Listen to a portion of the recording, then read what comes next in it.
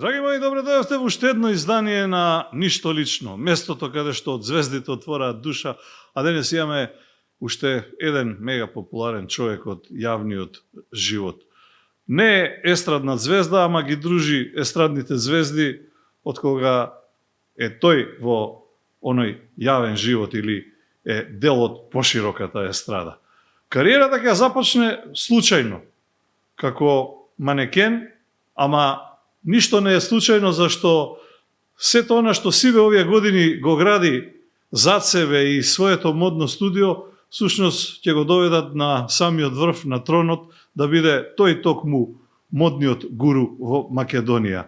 Манекенската кариера ќе ја заврши, ама нема да заврши со работата со манекенките, со моделите, со изборите за убавина, изборите за миси, сето она што неговото модно студио и тој и неговата сопруга го прават сите овие години, би рекол и децении.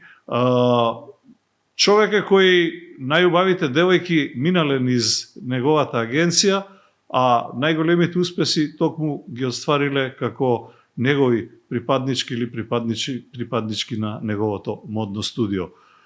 Патем семеен човек, чија сопруга е исто толку, ако не и повеќе позната, керките му се на добар пат да трнат по истата писта или можеби да скрштат негде во некои подоходовни води, ама за тоа ќе позборуваме токму со него. За сите овие работи, за сето она што сте го знаеле помалку или повеќе, ама и за сето она што не сте го знаеле за него, денес заедно со вас и со мене вашиот домаќин Антонио Димитриевски во Ништо лично. Знаете веќе кој погодувате. Мики Црнокрак, добре ми дојде. Добро ве најдов.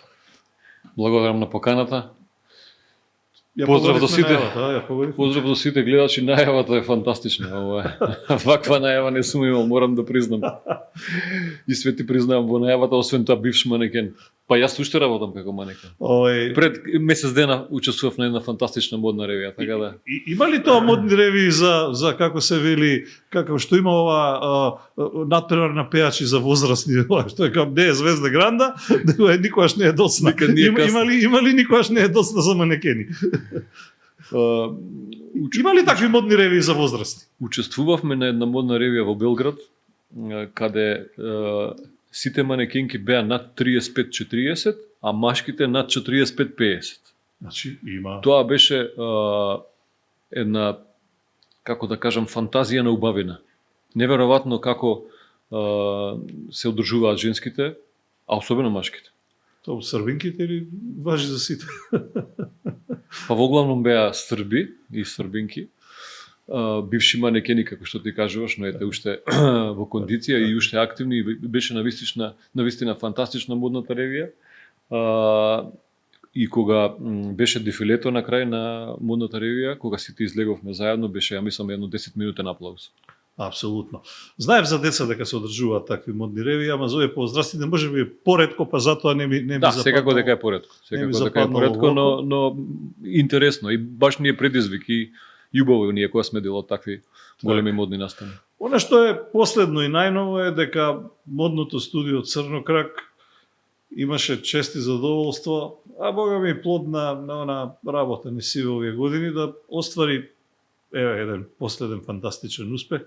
Тоа значи дека една млада девојка која има 15 на нецели 16 години да освои прво место на едно значајно надпреварување, тоа беше топ модел, така ли доаѓа? Топ модел International. Топ модел International. Да. Девојка која ученичка во гимназијата Ѓорги Димитров, беше представничка и го освои првото место, односно ја понесе титулата фотомодел. Дали е тоа Мики круна на кариерата? И е тоа ли најзначајното нешто што модно студио Црнокрак го остварило или е само еден дел од оние бисерчиња наредени во круната на успеси? Па јас би кажал дека е еден дел од тие бисерчиња, бидејќи сме имале и досега големи успеси на тие надпревари во странство, но ова е навистина еден фантастичен успех на девојка која е член од модното студио Црнокрак, девојче, мислам, добро кажа, 15 години. И да освоиш прво место меѓу 10.000 пријавени од целиот свет, навистина е фантастичен успех. Од 10.000 бира 5.000. Потоа од тие 5.000 требаше да се изберат некои 450. Значи има неколку филтри селекции. Така, некои 450 кои учествуваа на така наречените полуфиналиња кои се одржуваа во неколку града во светот, во Европа тоа беа Париз и Брисел. Таа во Париз исто така се представи фантастично и влезе во 200-те, а тие 200 сите учествуваа на последниот филтер кој се случи во Брисел, каде беа избрани 111 девојки, од кои 59 беа во конкуренција на фотомодели, а 52 во конкуренција на модели. Секогаш не бараат кога ќе зборуваме за убави жени. Неверојатно ова, мислам. Неверојатно, а ти реков дека го исклучив, нели? Можеш и не мораш. Ако е дама, јави се, ако е машко, и не мора. Како год да е, за Македонија е голем тоа успех. Одекна тоа по порталите, по медиумите, направивте еден убав пиар, ама чинам некако дека генерално модата не е така добро или не е доволно застапена на барем на електронските медиуми, а? Па не. Ние се трудиме тоа да го смениме, бидејќи се е сега во електронските медиуми, нели? Така. Јас лично допред некои си 5-6 години, кога сгасна Вест, Дневник и Утрински. Колку време? Има 7-8 години. До тогаш, верувам ми дека сите дневни вестници, секоја сабајле сум ги земал и првите саат време од денот сум ги не можеш да ги прочиташ, али барем сум ги прелистувал. Збориме за дневните вестници. Кога сгаснаа тие три вестници, јас тогаш престанав да земам дневна штампа, така да кажам. Овие неделни месечни часописи се уште да ги нема, и се сведени на 2-3 прста. Да, така да се е во електронските медиуми и ние сакале некеле моравме да се прилагодиме, иако добро кажуваш, модата не е доволно застапена, ние се трудиме да биде застапена, барем во овие наши македонски рамки. Така да од сите настани каде што сме, каде што учествуваме, ние лично се гледам дека се трудите да направите пиар, да пратите фотографии, некако во инфотекст и така. Така да кои медиуми сакаат тие прикажуваат, кои не. Тоа. Ајде да се вратиме на тебе лично, ево најавата, спомнав дека си човек кој случајно влетал во модата. Точно ли е таа приказна со јадранот и ќе ја кажеш или да кажеме, значи модна ревија на која има нормално и машки и женски манекени, ама еден од манекените се разболува и недостасува и тогаш го наоѓаат, ќе ми каже Мики и мене и вам, каде и како, и влетува се појава на модната писта и од тогаш еден случаен чекор на модната писта му станува професија и живот напредолва. Така некако. Буквално најслучајно. Каде и како? Ние секое лето го поминувавме на нашиот Јадран, нели, тогаш беше наш и сега е наш. Така. Бидејќи татко ми е од Далмација и со брат ми секое лето по 2 месеци минимум бевме во Далмација. Имаше оние бродчиња такви убави украсени со светки, со ватромети, со такви закотвени, да, и они буквално секој ден беа во друг град, нели, кога ќе трнеш по Јадранот од Улцин до Порторош горе има 30-40 не знам колку места, да. И дента онака, нели, со музика, со така се правеше журка, со еуфорија, доаѓа, ние бевме на плажа, доаѓа брод и се укотвува, кажуваат на разглас вечер избор за мис Топлес и модна ревија. Сега Мис Топлес. Тебе не те избрав за Топлес, предпоставам. И кај што бевме имаше некои скокалници, имаше некои атракции што ние, нели, млади ги правиме. И ми приоѓа еден човек и кажува што ќе се случи вечерта. И дека им фали манекен, се разболел, дечко од Београд, ден денес сум во контакт со него, дали би можел да го сменам. И јас немав појма што е модна ревија воопшто. Врска немав со мода, со ревија, со избори за мис, младо дете. И ја го гледам, а гледам на бродот наредени 20 девојки. Викам, што сака, нека јас горе ќе се качам. Јас се качив па ти видиш. Горе ќе се качам, да. И така се деси све на брзина, све се деси за неколку сати, влегов горе, ми дадоа да пробам. Ми рекоа оди натаму нааму, вика, ти си супер, ти си радио ово, ти си роден без ова работа. Вика, талент. Вика, немогуче да не си го работел ова. Така да помина вечерта фантастично. Навистина имав чувство како да сум во таа работа со години. Фантастично, секој поглед мислиш? И не би во детали. Значи, организаторот, човекот лично кој ми приде, беше воодушевен и ми кажа дали би сакал да продолжи со нас. Да. На турнејата низ Јадранот. На турнејата низ Јадранот. Турнејата беше негде од прилика на половина. Реков зашто да не. И тоа беше почетокот на мојата кариера. Кој те внесел модата овде во Скопје, во Македонија? Зашто ти овде не го знаеле тоа тебе што ти се случи. Како ти овде дојди кажаме, знаеш, ја бев на брод, кому, како, зашто? Јас, да ти кажам искрено, после тоа, нели, контактите останаа со истиот човек и во зимскиот период тој организираше модни ревии ширум цела Југославија. Јас добри 6-7 години работев надвор од Македонија, а никој не знаеше, родителите мои не знаеа. Без да те знаат овде дека ти се бавиш. Да, никој не знаеше тоа. Кажував дека одам на утакмица, одам вамо таму. Така да моите почетоци манекенски во Македонија беа на покана на една наша бивша манекенка Сања. Да учествувам на модната ревија на Лонза, голема модна ревија која се случи во Македонската опера и балет. МНТ тогаш, нели? Така. Тоа беа почетоците во Македонија. Тоа ти беше првата модна ревија всушност во животот во Скопје, така? Во Скопје, да. Така. Спомна Лонза, за помладите не знаат, Лонза беше една од првите фирми македонски кои произведува македонска облека, шија, така, македонски брендови. Така. Дали ги сметаше Васе Лонза, не знам, Мио Ристич, Лиле Липс, првиот бутик кој го има, не знам, Ирина Русинката, Сани Богдан, дали ги сметаш нив за основоположници на модата во Македонија? Секако дека да, бидејќи јас не познавам од тоа време некои модни креатори, модни дизајнери, дизајнерки. Ги знам овие модни куки кои ти ги наброја. Така да, уствари тоа беа почетоците на македонската мода. Имавме модни куки големи, нели, Тетекс, Астиво, да, тоа. Они фактички ја диктираа модата, так.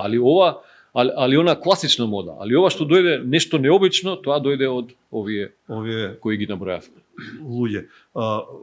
Кажи ми, сиве овие години си работел и ти велиш и се уште работиш како манекен, си протежирал се. Имаше ли некојаш во животот понуда да, кога ги спомна големиве модни куки, да ти кажат, види Мики, нас ни треба човек од тебе, можеш и ти да бидеш протажер на оваа наша модна куќа, дали е, не знам, Тетекс, Астиво, кои да били од тие големите, па да работиш за нив како некаков менаџер, како некаков, не знам, пиар човек кој ќе биде таму постојано вработен, а ќе им организира нив реви, меви и такви работи. Интересна работа, али таква понуда не сум добил. Сеќавам дека сме работеле модни реви на Тетекс, например, буквално низ цела Југославија. И со самото тоа, нели, сме биле презентери на она од Македонија, на на целата територија на Југославија, али ваква понуда не сум добил, баш би било интересно и можеби и би ја прифатил, зашто да не. Добро, сега нема такви големи веќе модни куќи, тие конфекции се многу помали. Нема, само пример само во Штип од Астибо излегува преку 150 така. Оние мали погони да ги домашни погони што домашни погони кои сепак 80% од тие 90 можда работа за надвор. Така. Кога сме кај модата, колку е модата во Македонија зборувам, сме и генерално во светот, сменета од она време, 80, 90, 2000 и од 2000 наваму. Многумина забележуваат дека па и музиката ве гледа Евровизија, ама и музиката ја диктира модата и модата некако као да се врзани, као сврзани садови едно за друго ја диктира модата. Велат дека се што излегува е многу повеќе за некакви наменски популации, ајде да не ги навредам некого за дека ЛГБТ популацијата ја диктира модата. Има ли вистина во тоа? Има, за жал има. За жал има и добро ги поврза модата и песната за Евровизија. Јас лично не сум љубител на се ново што доаѓа од светските модни центри, како што се Париз, Милано, Њујорк. И таму навистина може да се видат секакви работи искривени, така да, и испревртени. Јас да ме прашаш пре би останал во она класична мода него да прифатам такви некои модни новитети. Машките ги прават женски, женските ги прават машки. Мене ми чека тоа некој нормален на улица не би можел да го облече, што го гледам бар по овие фешн ТВ и тие таквите некои екстравагантни модни реви кои баш е така. 99% тие модели никогаш не се употребени, дали онака чисто како модната ревија, како изложба тие модели после, дали не знам што им прават. Кажи ми, кога реши да правиш модна агенција, реши затоа што мислеше дека е доволно активно бавење со овако или реши заради тоа што сметаше дека си доволно способен да го направиш она што не дека и пред тоа ги имало по некој, иако модно студио Црвен как беше меѓу првите и онако е и најпознато и најдолго обстане. Чија беше идејата за да направите такво студио кој ќе обучува млади кадри, ќе има своја школа, да речем?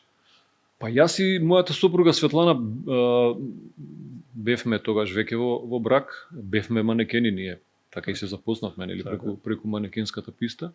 Зборуваме за тоа. Бевме дел од една модна агенција и некако не ни се допаѓаше како тоа све се одвива таму и рековме ајде да пробаме ние да отвориме модна агенција и да видиме како би било тоа. Си дадовме некој пробен период, 6 месеци, да видиме. Ако било, ако така е, ако се снајдеме во таа работа, ако окей, добро, ако не ќе си продолжиме да си работиме како манекени, нели?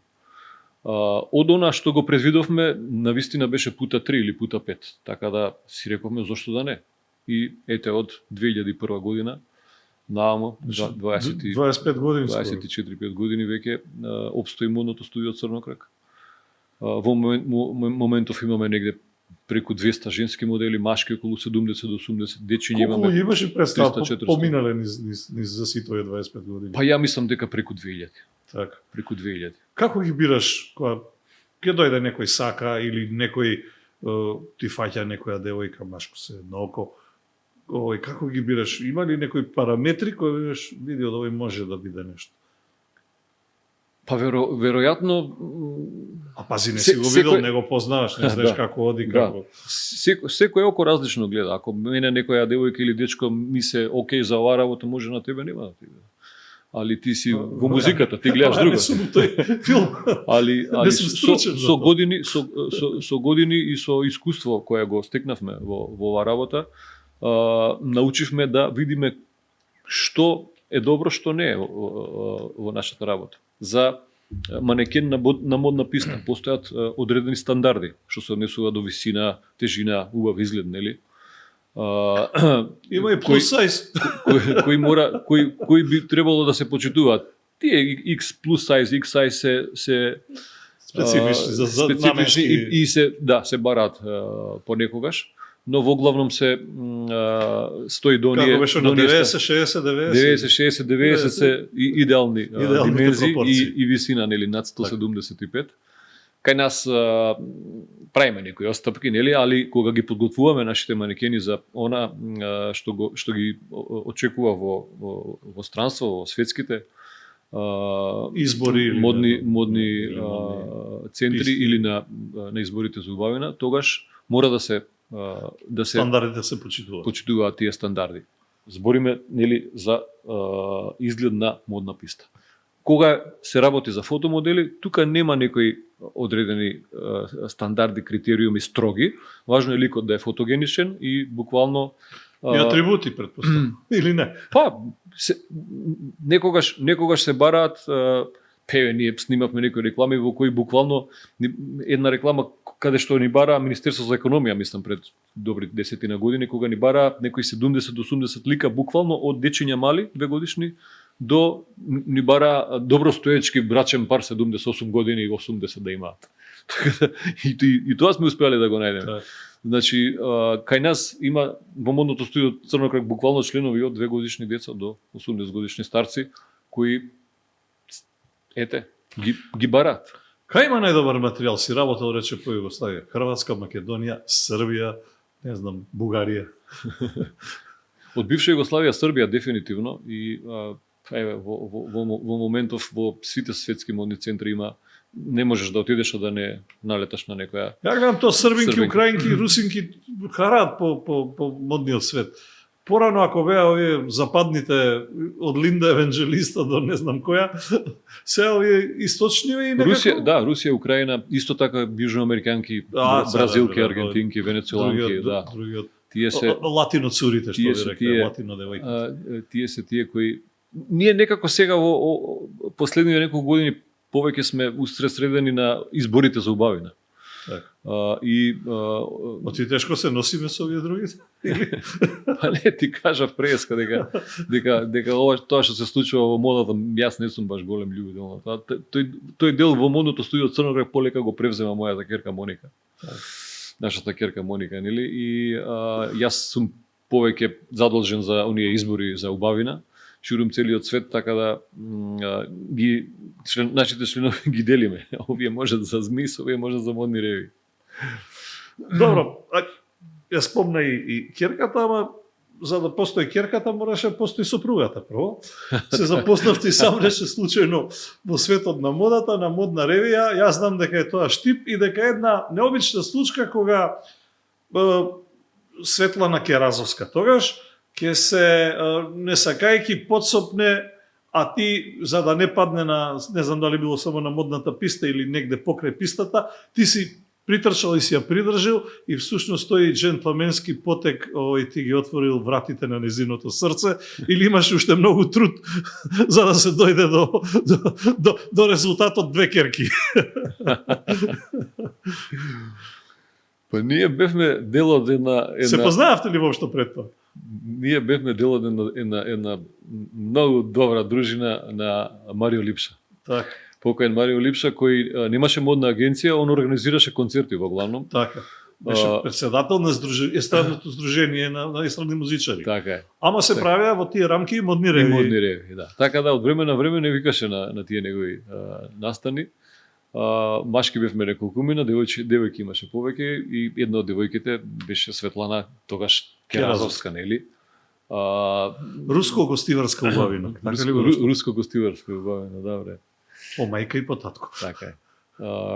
И јас лично не ја познавав, ја знаев од телевизија, она беше тогаш актуелна по изборите за убавина, имаше титула во изборот за мис на Македонија, имаше титула Мис Балкан, што ја освои во Италија и така натаму. И кога ми се јави Марио Липша, ми кажа дека имаме ревија во Штип и дека треба, јас бев еден од тие што имавме кола и што возевме, нели? Кога немаше обезбедено комбе или некој минибус од Марио, вика ти треба да ја земеш Светлана Керазовска. И мене ми се пресекоја носете.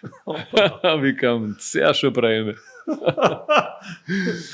Вика, еве ти број, вика, да и се јавиш да се договорите у толку и толку саат, тој ден треба да бидете тама на фиксен, немаше мобил. Мобил немаше. Да. И така и беше, се договоривме. Ја собрав од тамо кај што требаше, имаше и уште еден манекен, наш колега со нас во кола и беше малце така повуци потегни. Стегнато, јас бев стегнато. Збор не прозборевме од Скопје до Штип. А тогаш бога ми долго се патуваше по тоа.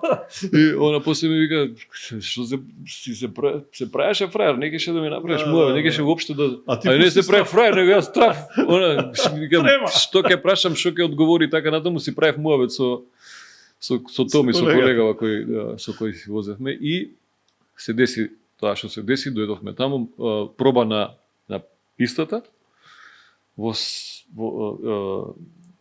на крај на пробата, нели, кога го пробувавме дефилето и кога застанавме сите заедно, дел од вината почиња да пропаѓа, да паѓа. И прва која паѓаше беше Светлана. И јас тука се најдов, ја фатив, малце паднавме и само, јали? Може биде многу полоше. Може биде многу полоше. И тука веќе се осети нешто така поопуштено и почнавме да се дружиме. За некое време и станавме и партнери и тоа е тоа. Приказната е интересна, навистина. Така, значи не е така лошо кога ќе падне бината, оти може најубавата ти падне у преградки, така што потоа и да ти падне за жена, за сопруга. Среќа што бината се сруши на пробата, да беше на сред ревија. Да, ќе беше весело. И среќа немаше повреди. Така, мора те прашам ова. Пред да биде со тебе во врска, Светлана беше исто со едната познат лик, Благоја Груевски, естрадна звезда, фолк звезда, она. Го знаеше ли ти тоа? Јас тоа го знаев, да. Како реагираше на првата средба меѓу вас двајца? И у какви релации сте денес? Ајде. Со Благоја? Да. Со Благоја сме супер. Так. Супер. И Светлана остана добар однос со него и јас исто така, дури сме биле и дел од многу манифестации каде што сме учествувале заедно. Како реагираше на првата средба? Веќе ако сте биле вие пар? Секако не ми беше седно, значи сигурно и на мене и на Светлана, но сега тоа се десило, тоа што се десило. Секој има свое. Така е, се десило тоа што се десило. Минато што ви но навистина никогаш немало ни најмала тензија меѓу нас и еве колку години помина и понатаму сме пријатели. Добро. Ако успеваш да одолееш на тој предизвик, ја те прашам на оној, како се вика, попримамливиот, цел живот обкружен со убави жени. Како успеаш да одолееш на тоа? Овде има под контрола си, мислам, по дома, што ви рекле на домашен терен. Ама се оди по светот, по ваму таму, мисици, манекенки, реви, извори. Па едно време, да ти кажам право, имаше од страна Светлана љубомора кога одев сам по тие светски избори за убавина. Веројатно почетокот. Да, но тоа беше само на почетокот и подосна она си свати дека тоа ми е дел од работата и јас така го сваќам, нели? Така да го надминавме брзо тоа и си функционираме најнормално. Таа го надмина, а ти како го надмина овој предизвикот? Да бидеш обкружен цело време со убавина. А да бидеш мирен. Се тренира ли тоа или? Се тренира секако, да. Како го ставиш у глава така? Мора да е пеколен тренингот. Многу пот. Тешко искушение мора да е. Многу пот пролеавме во тренинзите, али се исплатеш. Така. Веќе сте колку? 20-30 години? 25? Па, рече си 30. Рече си 30 години во брак. Дали професијата, тоа што сте во иста професија, е преднос или мана, Мики? Ги зближува ли луѓето или знае да направи проблеми? Проблеми да. И кога не се во иста професија колку сакаш, нормално и логично, ама зборувам дали е професијата, како се вели тоа, фактор на кохезија или фактор на растурање на нештата. При нашите почетоци тоа беше навистина јас на Светле на мене си бевме најискрени критичари. И секогаш таа искрено ми кажуваше што е окей, што не е во мојата работа како манекен, а исто така и јас на неа.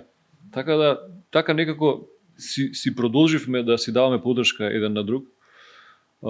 И мислам дека успеавме и тоа што сме од истата бранша, што го работевме истото, мислам дека ни помогна и понатаму во градење на нашиот брак и нашиот дом, нели? Истото тоа некако го пренесовме во еден дел и на нашите ќерки. Ние не инсистираме они да го работат тоа и да бидат манекени и фотомодели, но Моника уште од мала учествуваше на ми го предвиде прашањето. Да. Сакав да прашам плод на љубовта две ќерки, Моника повозрасната и Нина помалата, кој ќе го наследи модно студио Црно крак? Што се однесува до модното студио Црно крак, веќе Моника превзема голем дел од работата. Иако по професија е сосема друго, дипломираше на УКИМ, така ли? Така е. По професија е нешто сосема друго. Она и работи тоа што го учела и има своја работа во професијата, но се повеќе во слободното време и кога ќе се врати од работа, комплетно се приклонува на она што ние го работиме и максимално ни помага. А мислам дека во скора иднина и ќе превземе комплетно работата на модното студио Црно. Така. И самата заплови во тие модни води, односно повеќе во оние води, па и во модни, ама при изборите за мис, па и некоја титула имаше, ја не ги памтам. Да. Како се вика тоа титулите, мене ми се мешаат мис ова, мис она, мис не знам што. Генерално, ама и во водителските води, не остана таму или беше тоа само ова хоби го замени со тоа хоби, па сега се врати на првото, како доаѓа. Па почнав да ти зборам пред малку, таа уште како мала почна да учествува на модни ревии за деца и на снимање на спотчиња, рекламчиња. Потоа имаше пауза и не сакаше тоа да го работи, тренираше одбојка, сакаше да биде посветена на одбојката, потоа беше посветена на школувањето, средното школа и факултетот, и од кога заврши факултет, пак нешто и падна на памет, ајде сакам пак.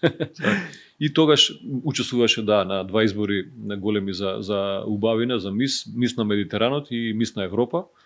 И од двата се врати со иста титула, мис фотогеничност. Така да од двата си има ленти и круни.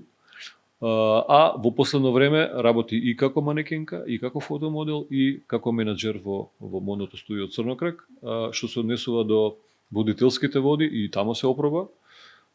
Беше водител на една ваква емисија, но тоа беше со ограничен временски период и кога заврши договорот, веќе не го работи тоа, али едно по нејзините зборови, како што не го кажува, јас тоа го чувствувам, едно убаво искуство за неја кое ќе користи во тоа што ќе го работи понатаму. Никогаш не се знае. Така е.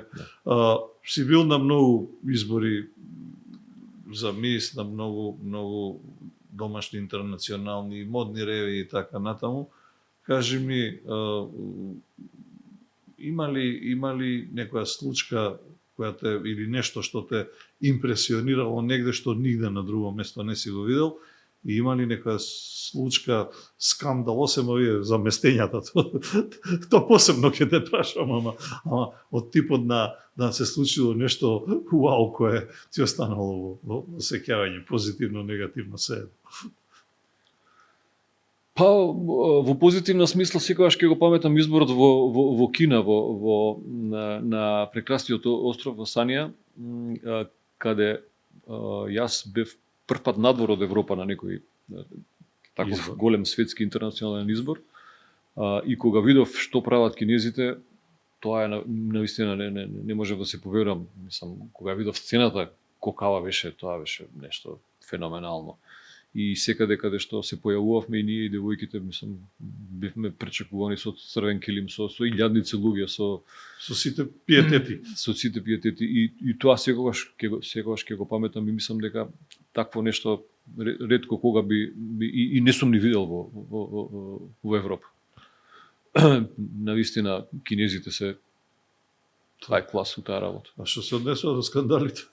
Скандали. Па скандали секогаш се случуваат, знаеш.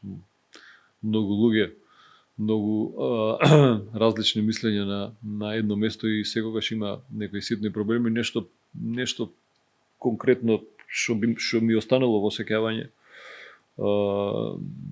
Имаше една многу непријатна случка кога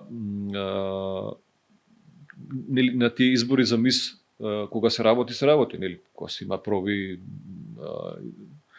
и други работи поврзани со изборот, оке, али кога се има слободно време, има прошетки, има посети на разни културно-историски споменици, разни знаменитости и така натаму. Еден дел бевме во еден ден бевме на рафтинг и после рафтингот бевме на едно прекрасно место, на една планина над Анталија, над Кемер.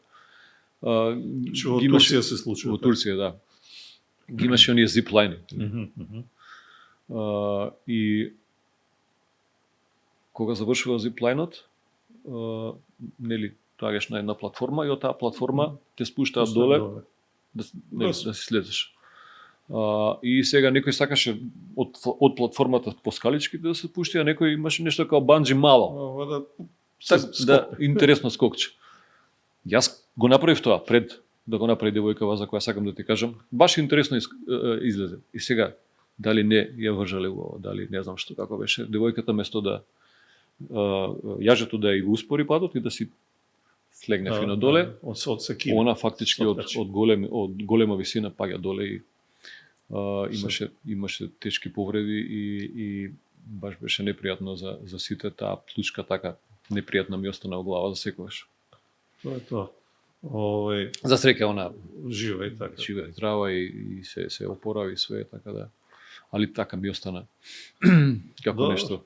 Кога сме кај непријатностите, јас сум бил сведок на една непријатност на која ти си бил, не знам дали дел од организација или дел од договор за организација, а генерално знам дека таа титула за избор на мис на светот или Европа како му доаѓа, таа лиценца која има господјата или господица Лидија Велковска, имаше или ја имаше доскоро, ја имаше со години. Јас колку се сеќавам, имавте еден договор да вие направите заеднички избор на девојка и на дел од изборот нешто се случи. Чинам дека таа не го испочитува тоа што ти си го барал или не знам веќе како беше. И имаше и други новинари, ама првпат присуствов на нешто дека на сред договорено и организирано тоа може да се прекине, растори и да заврши така како заврши. Ке ми кажеш што беше проблемот, што се случи тоа всушност? Да, тоа нема никогаш да го заборавам, нели? Мислам дека тоа беше последниот или еден од последните обиди на Лидија Велковска да направи домашен избор за мис на Македонија, за мис на светот, бидејќи тогаш она ја имаше лиценцата за мис на Македонија, за мис на светот. Она имаше некои обиди да го прави изборот, но тоа беше на едно навистина ниско ниво и ете ние бидејќи сме во таа работа и сакавме на некој начин да ја помогнеме, нели? Не бев само јас, беа вклучени и други некои луѓе, али во главном моното прифативте да се приклучите, така? Да, прифативме да се приклучиме и со наши девојки кои учествуваа на самиот избор, а и во самата организација. Јас обезбедив простор кај што ќе се одржува изборот за мис, обезбедив луѓе кои беа во жирито од наши познати естрадни уметници, посебно имаше и жири од медиумите и знам дека ти ги канеше и медиумите беа. Така, буквално сите со кои бев у контакти ради нас, ради модното студио Црна Гора, да не кажам ради мене, беа таму присутни и се почна убаво. Како што треба. И како што треба. Меѓутоа без Лидија Велковска.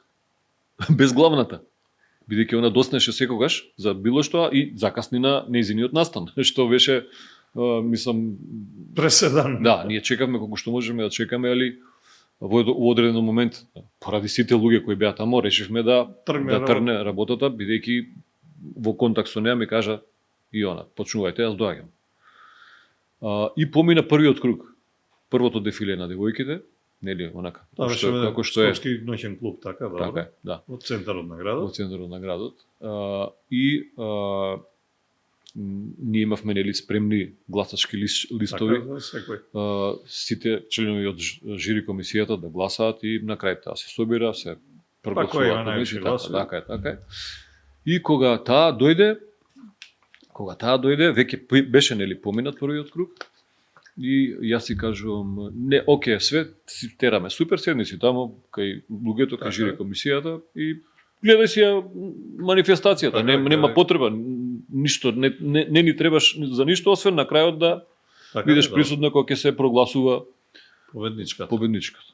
И таа седна и веднаш после тоа стана и почна да ги известува сите таму дека тоа вечерта е уствари полуфинале на изборот за мис на Македонија. Дека не е финале. Нешто неверојатно. Мислам, тоа... Дека има дополнително финал. Да.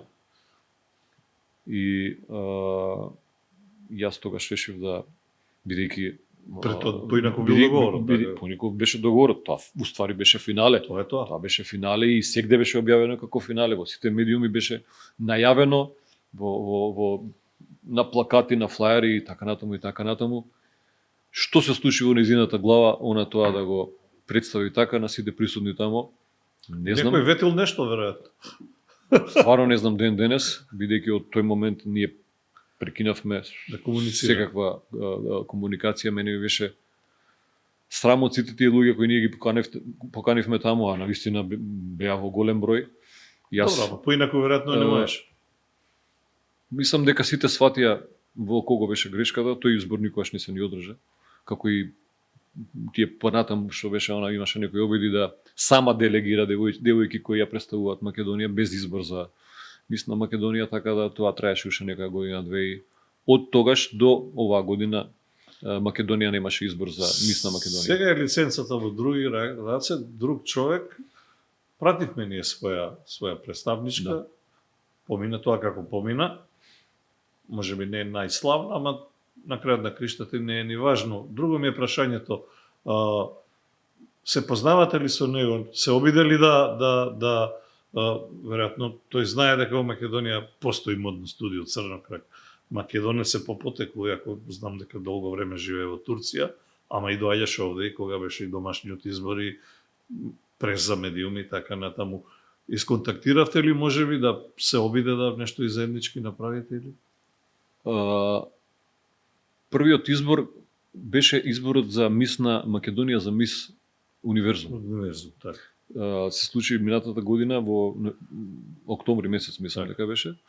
Кога јас слушнав дека се спрема такво нешто и кога слушнав кој е организатор, јас веднаш го исконтактирав, бидејќи јас се знам со него па скоро 30 години. Так. И он мене фактички ме внесе во работата со избори за мис. За мис, така. И јас цел живот ќе му бидам благодарен на тоа и на некој начин во знак на захвалност за тоа што ми го направил, јас сакав да му помогнам, бидејќи он долго, мислам дека преку 20 години не живее во Македонија, живее во Истанбул.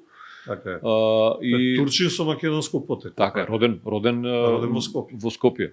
Мислам живеел, израснал во Чаир. Так.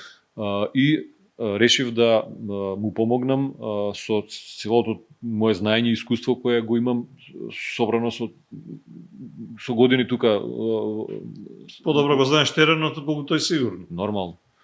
И навистина, се што можев, помогнав да изборот изгледа онака како што изгледаше навистина коректно. И беше избрана девојката која ја представи Македонија на изборот за Мис Универзум кој се одржа во Мексико веднаш во ноември, девојката беше од модното студио Црногор.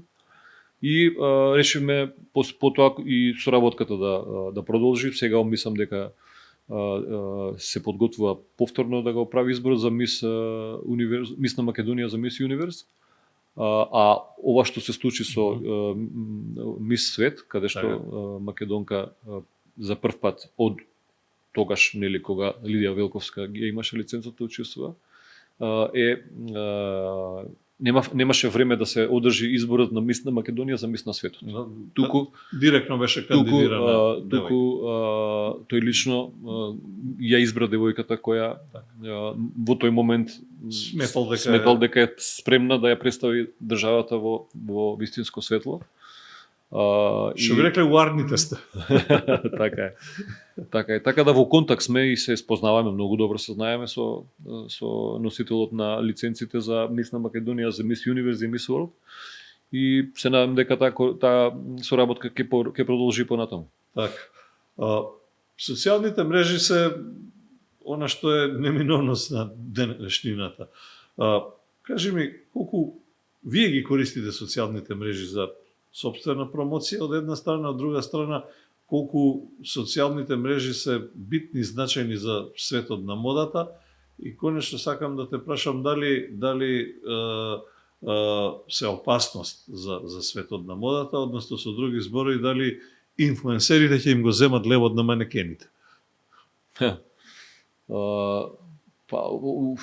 Оти гледам дека рекламираат разноразни услуги, производи на моделите, барем ако не на манекените. Така е. Па и гардероба, и аксесуари, козметики. Јас лично не ги сакам многу социјалните медиуми, ова што е најактуелно и најинтересно кај нас, нели, Инстаграмот, Фејсбукот, Тикток не имам воопшто. Али Инстаграм имам, Фејсбук имам, во главном поради работата која имаме и тоа ни е неопходно за да обстоиме, за да обстоиме како сериозна модна агенција.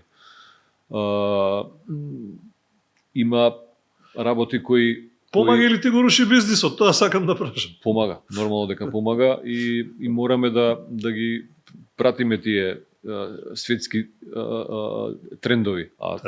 Инстаграм и Фејсбук се трендови, сега сакале некеле. Има и лоши работи, еве да кажам дека сме биле сведоци на многу непријатни ситуации кога некои од нашите нови членови кои ја поминале обуката кај нас и почнале да работат како манекени и манекенки и на некој начин станале познати по тие спотови, реклами, насловни страни и така натаму, станале мета на некои така наречени модни менаџери кои со некои измислени приказни и не знам какви понуди и ветувања ги привлекле и користат секаков начин за да дојдат во друштво со убави млади девојки, дечки. Така да сме имале ситуации, дојдено и до полиција, непријатни случаи на вистина, но ете, тоа што го носат социјалните медиуми и убави и неубави работи. Инфлуенсерите, мислиш дека инфлуенсерите, добро што ги спомна, инфлуенсерите, моделите. Мислам дека никогаш нема да може да ги заменат моделите, али навлезени се доста во нашава работа и земаат добар дел од колачот. И земаат добар дел од колачот, нели? Дури некогаш и на тие кастинзи кога ги организираме за компаниите за кои работиме, освен сет картите и портфолијата кои ни ги бараат од нашите членови, некои бараат и број на фоловерси. Така да и тоа стана битно доста во нашата работа. Така да инфлуенсерите полека си го завземаат местото кое им е замислено, али маркетинг агенциите што бараат број на читаност ако е портал или не знам гледаност ако е. Веројатно тоа е светот на бизнисот, све се сведува на бројка. Така е. Ако сме кај бројките, се живеели од оваа професија, односно можно ли е, ако веќе обстојувате 25 години, а ти се занимаваш само со ова професионално, Оти не знам дека на друго место работиш. Не си ни лекар, адвокат, градежник, не знам, економист, не знам, правник и така натаму. Може ли да се живее, Мики? Впрочем, да се семејство, да се храни фамилија, што ви рекли. Па еве, значи од 2001 година наваму јас исклучиво ова го работам, ништо друго не работам во животот. С мојата сопруга има и друга работа, но најмногу ми помага во мојата работа, реков и за Мони, за постарата ќерка, исто така пополека влегува во работата на модното студио Црвен крак, така да ние од тоа живееме. Значи дека може да се кај манекените и манекенките, тоа е не би можеле да го наречеме дека се уште не е професија. Повеќе е хоби. Повеќе е хоби, но има одреден број на манекенки, посебно манекени, не толку манекенки кои навистина солидно заработуваат и имаме девојки кои од внатрешноста се дојдени во Скопје, буквално од нашава работа си плаќаат стани, студии и све тоа, така да може да се живее солидно од нашава работа. Дали тоа они го сваќаат како професија или како хоби, ние инсистираме секој ангажман кој го одработуваат да биде одработен максимално професионално, за да можеме да обстојуваме, нели? Иначе ако се работи паушално и ако сме склони кон импровизација и такви некои, нема да има втора шанса. Нема да има втора шанса. Така да дали е професија или не, ние тоа го работиме онака што мислиме дека треба и ете обстојуваме 24-25 години веќе. Ќе видели Мики Црно как првиот пензиониран манекен во Македонија? Размислуваш како овие што ги окачуваат ракавиците или овие копачките на клин. Ние да ги ставиме штиклите да ги ставиме. Да земеш, не знам што ви окачил. Па ја мислам дека ова наша работа, дека за оваа наша работа не постои пензија. Или љубов до гроба. Не постои пензија како и за глумците, нели? Глумците да глумат до дека може да стат на ноза на животот. Така да така, јас навистина некогаш ми доаѓа онака да оставам све и да си отидам негде 2-3 месеци да се одморам, но ете. Ние немаме ни попладневен одмор, немаме ни викенд, немаме ни одмори кога одиме негде да се одмориме. Секогаш и телефонот у раце и секогаш си напнат и секогаш си во работата, али не стануваме во 6 сабајле. Си го планираме денот сами, што на некој начин е нема предност. Нема шеф, нема шефица, така нема како се вика, колеги да те нервираат или да ти прават кафе, мораш све сам, јарно и лошо. Добро. Така да тоа има и своји добри и своји лоши страни, но ете тоа сме избрали да го работиме и тоа ќе го работиме додека сме живи, веројатно. Као и секоја професија има добри и лоши страни. Многу ми ме прашувале, го знаеш Мики Црногорец, знам, шо е он? Не знам да ви одговорам, дали е Србин, Црногорец, Хрват, Македонец, што си од сето тоа, или си југословен по чувство, или не знам, или горд Македонец, ти си тука со години, или тука роден, не знам. Неколку пати сум го кажал на други медиуми. Јас сум роден во Македонија. Роден сум во Македонија, во Тетово. Кога сум бил многу мал, кога сум бил бебе, сме се преселиле во Скопје, цел живот сум фактички во Скопје. Татко ми беше војно лице. Татко ми е по потекло од Хрватска, од татко Србин, мајка Хрватица. Мајка ми е македонка, нели, од Тетово, и додека бил на служба, тука се запознале, се земале и така сум настанал јас. Татко од Гостер, мајка од Русија, кога вие сте Европа мало е. А на светле таткото е пола македонец, пола грк, мајката е пола русинка, пола украинка, така да нашите деца што се? Еве. Ајде кажи. Ајде кажи. Ај шо патриота да бидам. Каков, чии? Да, а од душа мислам дека најмногу сум југословен и навистина сум голем носталгичар по она што се викаше СФР Југославија.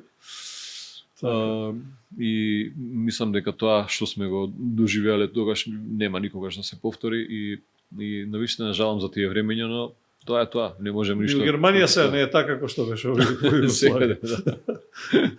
Добро, пред крај сме да те прашам, гледам одиш по надпревари, си пасиониран љубител на спортот, освен тоа што веројатно спортуваш за своја душа, не знам, теретана, може би трчаш баскет, некои такви работи. Знам дека баскет играш едно време, не знам дали се уште. Звездаш или Партизан? Звездаш беше. Звездаш.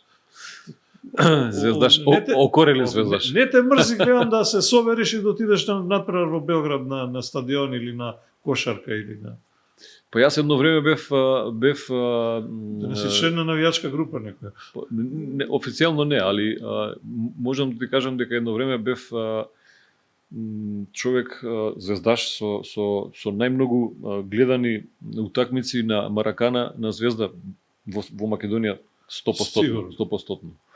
Во последно време не толку, али сепак кога имам слободно време, буквално можам за 5 минути самиот со себе да се договорам и да запалам кола и да трнам на некој надпревар на Звезда.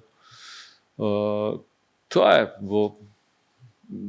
спортот ми е во крвта и сум тренирал многу спортови, а и не сте на никој спортиста професионален. Не станав никогаш. Повредите или да, тоа сега го кажам, повредите ме спречи, јас тренирав и кошарка, тренирав и фудбал, играв активно фудбал и во Австралија во втора лига, голем фудбал, мал фудбал во прва лига на Австралија, во тој период 92-93 кога бев таму, но повредите ме спречија да станам нешто повеќе во спортот. Али како гледач, тоа сум професионален гледач на спортски надпревари. Така, копачки не требаат за водна писта, така што тоа е тоа. Сосема за крај. Модата и спортот се вржани секогаш. Знам, овие фудбалерите сите манекенки ги ожене. Дека ми е апсолутно јасно дека е така. И во таа смисла, да. Апсолутно е. Добро. Што треба да се стане дел од јатото на Црна крак? Како се доаѓа, како се влегува, да те прашам? Некој сака да биде манекен, манекенка, девојче или родител сака да детето му биде и како тоа треба? Па постојат неколку начини на кои може да се стане дел од модното студио Црна крак. Нели преку социјални медиуми кои ги спомнуваме цело време, можат лесно да не најдат на Инстаграм, на Фейсбук и да ни се обратат и да си пробаат нормално кои сакаат. Исто така и ние сме во лични контакти, во непосредни контакти, дали е тоа улица, дали е кафич, дали е плажа, кога ќе видиме некој кој мислиме дека би можел да биде манекен или манекенка, приваѓаме и неретко се случува и на тој начин да добиеме нови членови. Така да, значи, може било кој да ве исконтактира, мисли дека би можел да успее во оваа работа или да проба, па да види дали би можело да не исконтактира и да пробаме, да, зашто да не. Така се влетува, како се излетува од таму ако некој не го бил? Па обично се излетува ако некој не ги почитува правилата и прописите кои ги имаме ние како фирма, како компанија, како и сите компании, нели? Си имаме одредени прописи, правила, норми кои треба да се почитуваат. Имаме договори или писмени или устни договори со нашите членови кои исто така треба да се почитуваат и од наша страна и од нивна страна. Кога некој ќе престане да го почитува тоа што сме го договориле, може слободно да си бара друга модна агенција. Тоа е така. Може да се прости еднаш, два пати, али веќе ако стане тоа навика, мислам, веќе простор за соработка нема. Еднаш е случајност, останатото е стил на живот. Така е. Мики Црнакак, ти благодарам што беше гостин во Ништо лично. Се надевам, кажавме што многу работи кои се знаат, ама еве да ги објасним, ама и некои кои не се знаат, така ли е? Па се надевам дека ќе им бидеме интересни на гледачите. Така да, ако бидеме интересни, пак ќе не повикате кога ќе направиме некој успех. Во секое време. Ти благодарам многу што одвои време да бидеш дел во Ништо лично, а драги мои, се надевам дека и денес слушнавте многу работи, всушност слушнавте нешто што некаде нема да слушнете ништо слично како овде во Ништо лично. Ја чепнавме модата, ги чепнавме манекенките и манекените, моделите, зборувавме за изборите за убавина, а велат убавината ќе го спаси светот. други пак велат убавината е минлива, глупоста само останува, ама изберете што сакате. Како и да е, ви благодарам што одвоите време да бидете со мене вашиот домаќин Антонио Димитриевски и нашиот и ваш денешен гостин Мики Црнокрак. Бидете тука и така се гледаме за 7 дена. Чао.